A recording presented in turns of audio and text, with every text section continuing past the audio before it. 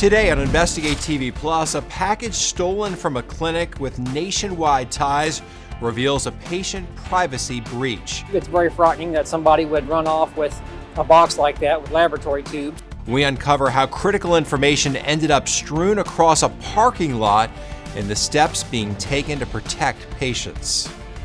Plus, postage imposters. The quality of these counterfeits has increased drastically. We take an in-depth look at a rise in counterfeit stamp sales and the consequences buyers and sellers could face.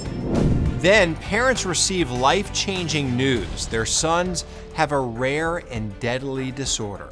I do 100% believe that we were made for them. How they're determined to embrace each day with love and courage. In-depth stories that inform and inspire. You're watching Investigate TV Plus. A medical breach in Missouri leaves dozens of patients exposed. I'm Tisha Powell. And I'm Lee Zurich. It created not only a privacy concern, but a biohazard. Dozens of blood samples were found scattered in a parking lot, each vial labeled with sensitive information. But how did they get dumped in a public space? Investigative reporter Susan L. Corey uncovered the answer that's already led to changes to help protect other patients. Steps from one of St. Louis County's busiest streets, Lindbergh Boulevard. It's deplorable. Blood samples sit in a parking lot. That is a serious health risk. Some broken, others intact, all containing private medical information. I stopped and went, no, this just isn't right. Mark Chamberlain spotting the vials while walking home. Came up through here. And he cut through this area by the loading docks behind the Cross Keys Shopping Center in Florissant. this is where I saw broken ones, a few scattered here. Are you thinking, how did those get here? Yes. Step on those and get cut. Could be AIDS, hepatitis, who knows what. We saw dozens of blood samples spread through the parking lot with patients' names, birthdays, and medical ID numbers. Several rolled into storm drains with warnings that what falls into here goes to the river. Saw all of these vials of blood. That's when we called the city to get answers. I've counted like 41 different vials. First, Florissant police came, There's one right there. collecting the vials as evidence. What do you do about the ones that are in the storm drains? They had to call in the fire department to pry open not one, but two storm drains and pick up the vials in there. We're going to try to find out who's the responsible party. Turns out the vials came from right around the corner at this DaVita dialysis in the same shopping center. I was just shocked. Cheryl Malden is one of the patients whose blood sample was in the parking lot. How could this have happened? I mean, you're breaking my HIPAA law. The Health Insurance Portability and Accountability Act, known as HIPAA, protects patients' sensitive medical information, making it confidential. It can't be disclosed without a patient's consent or knowledge. If there is a breach, HIPAA gives a facility 60 days to notify patients. They need to do it better. Malden needs a kidney transplant, so she's been going to the center 3 times a week for the past 3 years.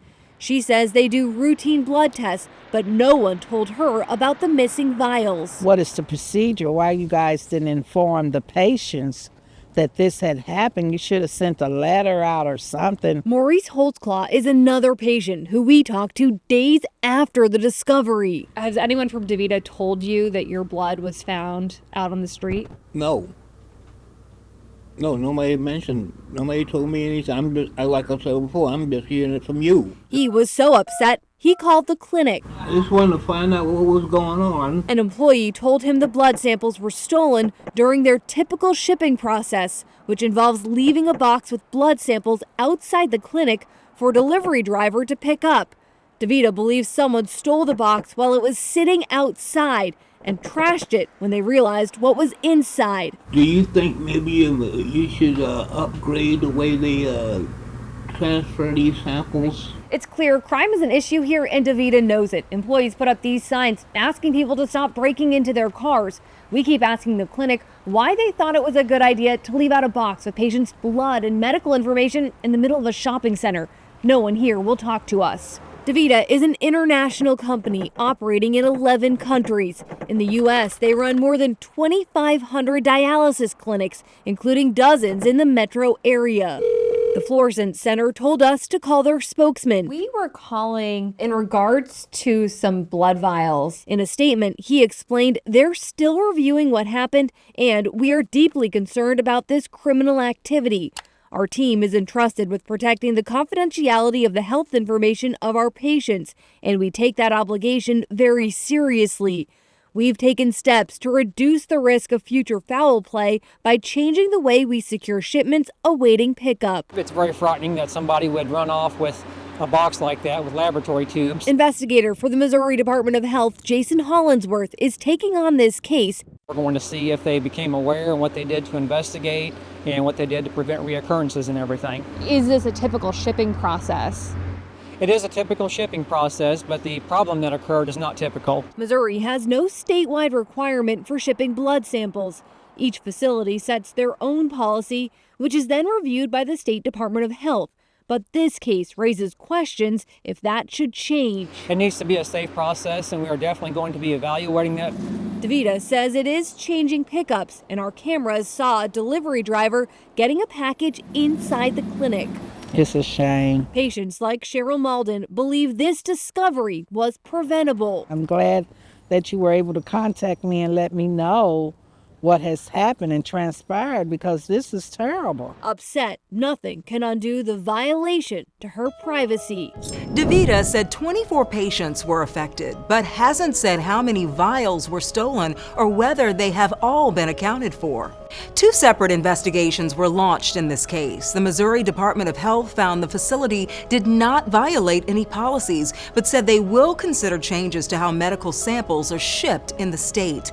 The police are looking for whoever stole and then dumped the blood samples. Coming up, preserving precious memories one petal at a time. This is just kind of like a titch every morning, like it just kind of reminds you of your wedding day. How an ancient art form gives new life to fading flowers. But first, the promise of a huge discount could come at an even bigger cost. Every other time that I was on Facebook, I would notice these ads coming up. Where counterfeit stamps come from and what you can do to make sure you've got the real deal. You can watch Investigate TV Plus anytime online. Just subscribe to our YouTube channel at Investigate TV. You can catch stories and full episodes.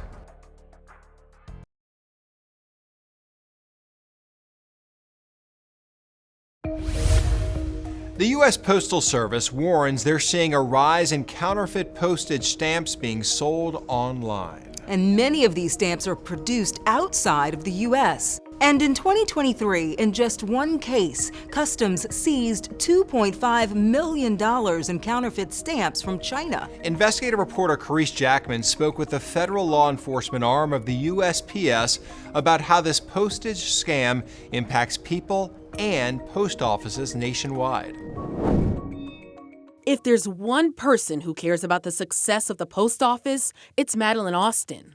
They have been struggling and they're working, the postal workers are working so hard. And I mean, how can it possibly survive this kind of scam? What she's talking about is bogus postal stamps being sold online.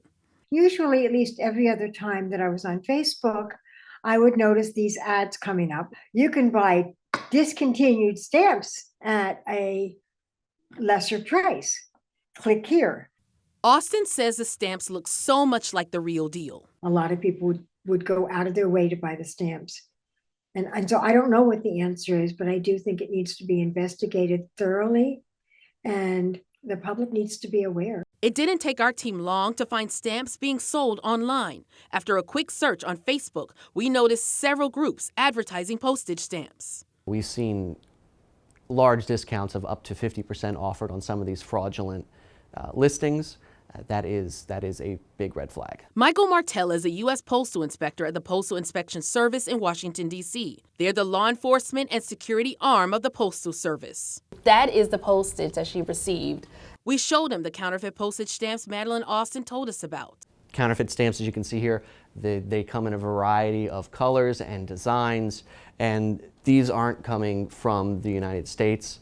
The quality of these counterfeits has increased drastically in the past few years. These are, of course, coming from overseas nations where intellectual property laws aren't enforced. Martell says with new changes to the domestic mail manual, items you mail with a counterfeit postage will be considered abandoned and are subject to being opened and disposed of. And if you're one of the bad actors selling these postage stamps, you could face jail time. You could actually face a penalty of up to 5 years imprisonment for those crimes. The Postal Inspection Service also has a mailbox set up for you to go to if you want to report this fraud. For those who may say they're just stamps, who cares, it's no big deal, what would you say to them? I disagree. There are over 600,000 postal employees and the organization in general who rely on that postage revenue to operate and serve the American people. Austin wants post offices nationwide to place signs up warning people about this scam, and for people on the internet to think twice before purchasing these fake stamps. The USPS says American flag stamps are the most commonly counterfeited design. To make sure you're getting the real deal, the USPS suggests you always purchase stamps from them or an authorized retailer. We have links on how to report fake stamps and where to buy legit ones on InvestigateTV.com. Just search stamps. It's not just fake stamps you have to worry about. There's also counterfeit cash, but you can be your own investigator to tell if you have a real bill. Police we spoke with say inspect the texture. Real cash is slightly rough, unlike copying paper that is smooth. Then double check that the serial numbers match and are evenly spaced.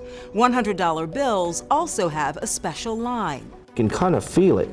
You can take a small pencil lead and lift the portion of that bill up. And make sure to look for watermarks by using a flashlight or holding the bill up to a light. You can see watermark of Benjamin Franklin's head right there. And then on the fake $100 bill, the movie prop bill, it's just clear.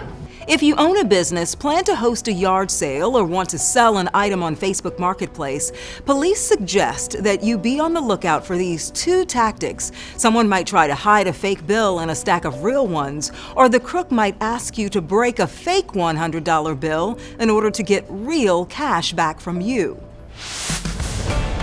Still to come, a family turns a devastating diagnosis into a celebration of life. How happy-go-lucky he can be really also inspires us. How they're making the most of every milestone.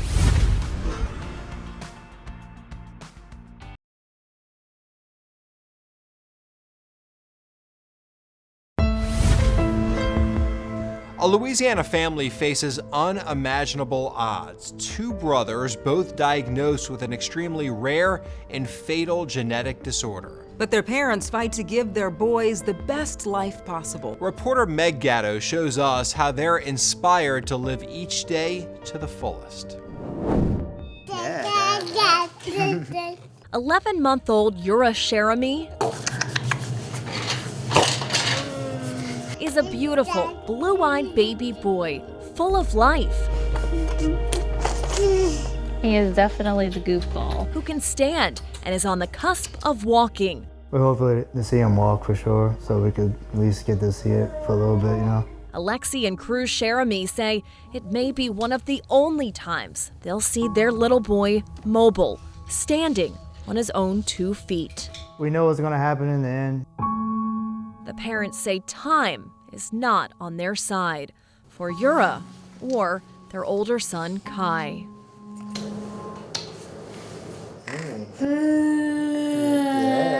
He used to be able to crawl, eat on his own. He was standing up on his own, preparing to walk, and then suddenly stopped doing that. A lot of doctors said this will pass, you know. It was so we didn't really think nothing of it when like the smaller symptoms started happening. We just thought it was just little hiccups. At 18 months old, he was at that point severely behind his peers, and so we definitely could tell that at that point something was going on. The Sheremies say genetic testing proved what was behind Kai's weakness: infantile neuroaxonal dystrophy, or INAD for short, a rare genetic disorder of the body's nervous system. Life expectancy is 5 to 10 years.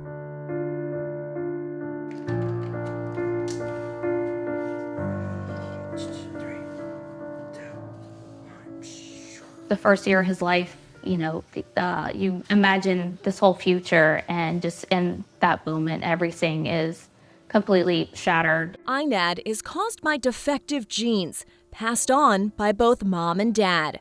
Children's Hospital neurologist Dr. Ann Tilton explains. It's one that we call autosomal recessive, which means both parents have to carry the gene. And then just in 1 in 4 chance, this is what happens. What happens is that the transportation, I guess you could say, of fats or lipids in our body is disrupted.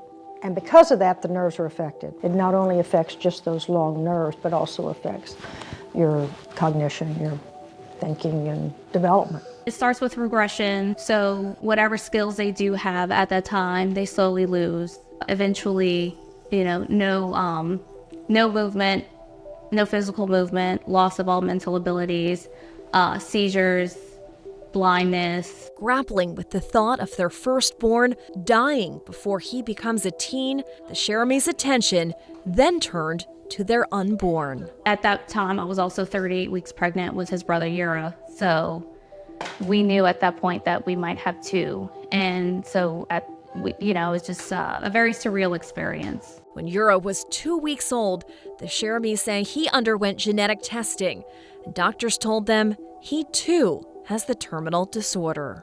There's really no words to express how that feels. Every day, it crosses your mind, and you think about it, and you pray that there's a mistake. Yura hasn't shown any symptoms yet, but Kai now requires round-the-clock care.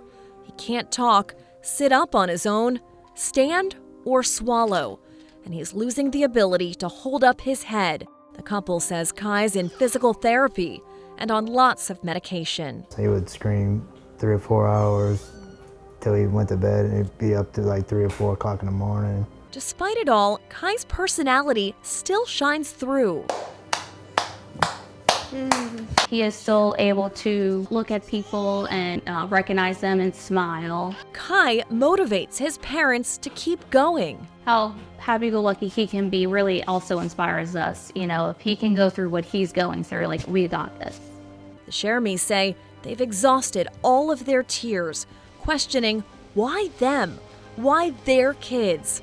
Now they're taking a different approach. I do 100% believe that we were made for them, that we were meant to be their parents. According to the INAD Cure Foundation, only about 150 kids worldwide are affected. There's no cure for INAD, and as far as treatment, So what we really do is to give them most care and comfort and help the caregivers as well.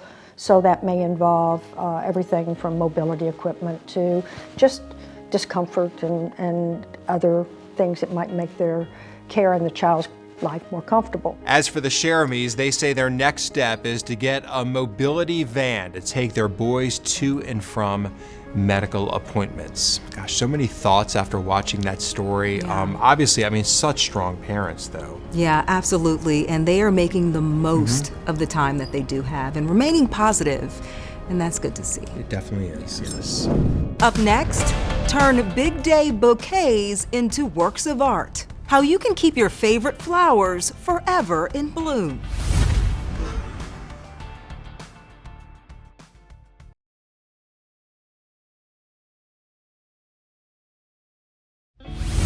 Whether for a holiday, a wedding, or another special occasion, people are willing to spend hundreds, if not thousands of dollars for fresh floral arrangements, but their beauty is fleeting. Reporter Io Elise explains how a centuries-old craft helps preserve life's cherished moments. So flower pressing is an ancient Japanese art form. And as you can see, it takes a long time just to do one petal. The art of flower pressing started in Japan in the 16th century and slowly caught on in the UK and US in the 1800s. So while I've been meeting women on the worst day of their life, I'm now meeting them on the best day of their life. Daphne Anderson was once a forensic nurse, but now she's the owner and artistic director for Vancutery, a boutique flower pressing studio in Vancouver. Now, while Anderson and her team specialize in weddings, Some people will spend in the upwards of, $10,000 on a bouquet, and they literally will throw it away as soon as the ceremony is over, or give out flowers to their guests. And this way you can actually preserve your entire bouquet and keep it for a lifetime. They also preserve flowers for other types of occasions too, from proms, graduations, and memorials. Anderson's own journey with the art form started with the sudden passing of her brother. I was really kind of wrecked by grief, and my husband, who's an engineer, made me a flower press. And I just started pressing flowers every day. The studio has produced over 100 pieces. Anderson says clients can expect to see a finished work in about 6 months. So once the flowers are received, we press it, and when we press it, it means that we take it apart petal by petal, and as you can see here, there's like all sorts of petals. And then it goes through a period of paper changes, and all paper changes do are help us remove the water from the petals, and that takes about a week to 10 days. Let's go see what Andy's doing. Then the flowers rest for 3 months until they are ready to be color corrected. And there is going to be some color change because we're taking a live plant and we're, drying it out and letting it last a lifetime. But when I color correct, they can have their original color. From here, Anderson designs the piece that gets delivered to her clients. She says that she's happy to bring joy to those with an art form she truly enjoys. Our memories kind of fade, and this is just kind of like a titch every morning, like it just kind of reminds you of your wedding day. And that's it for us on Investigate TV Plus. I'm Lee Zurin. And I'm T. Chappelle. Thanks for watching. Next time on Investigate TV Plus. And it all went away in a day. A woman blames a dangerous and addictive drug after she finds her fiancé dead just before their wedding. How his body looked, I knew that there is no return. An in-depth look at the grip of nitrous oxide on its users and the fight to keep it off the streets.